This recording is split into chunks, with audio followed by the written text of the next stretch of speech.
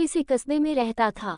उसका परिवार साधारण था, लेकिन राजू के दिल में बड़ा सपना था, अपना एक सच्चा दोस्त पाने का, जो हमेशा उसके साथ रहे।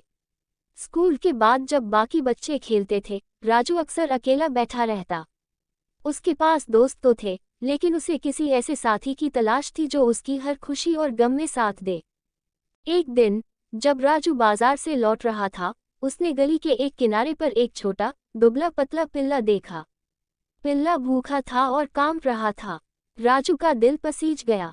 उसने अपने टिफिन का बचा हुआ खाना उस पिल्ले को दिया। पिल्ले ने पहले डरते हुए उसे सूंघा, फिर धीरे धीरे खाना खाने लगा। उस दिन के बाद राजू रोज उसे खाना देने लगा। भाग 2, नया रिश्ता। कुछ ही दिनों में पिल्ला राजू से इतना जुड़ गया कि वह उसके पीछे पीछे घर तक आ गया। राजू के माता पिता ने पहले तो थोड़ी नाराजगी जताई, लेकिन पिल्ले की मासूमियत और राजू की खुशी देखकर वे मान गए। राजू ने उसका नाम रखा शेरू। शेरू और राजू की दोस्ती दिन ब दिन गहरी होती गई। राजू स्कूल जाता तो शेरू दरवाजे पर बैठकर उसका इंतजार करता। जैसे ही राजू लौटता, शेरू अपनी छोटी छोटी पूंछ हिलाते हुए दौड़ पड़ता। दोनों साथ खेलते, खेतों में भागते और रात को एक दूसरे के पास सो जाते।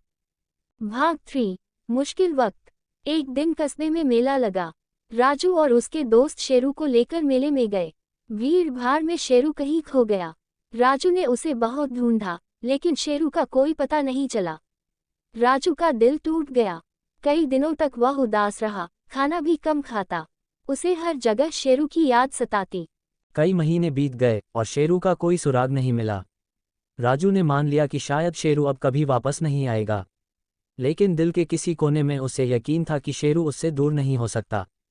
भाग 4, वफादारी की मिसाल। एक रात जब कस्बे में जोरदार आंधी तूफान आया, सब लोग अपने अपने घरों में बंद थे। तभी राजू के घर के बाहर कुछ हलचल हुई। राजू ने दरवाजा खोला तो देखा, बिल्कुल गीला, थका हुआ, लेकिन वही प्यारी आंखों वाला शेरू उसके सामने खड़ा था। राजू की आंखों से आंसू बहने लगे। उसने शेरू को गले लगा लिया। शेरू भी खुश होकर पूंछ हिलाने लगा। पता चला कि शेरू मेला वाले दिन किसी अनजान जगह भटक गया था और इतने दिनों तक रास्ता ढूंढता रहा। लेकिन उसकी वफादारी और राजू से प्यार ने उसे आखिरकार अपने घर तक वापस पहुंचा दिया।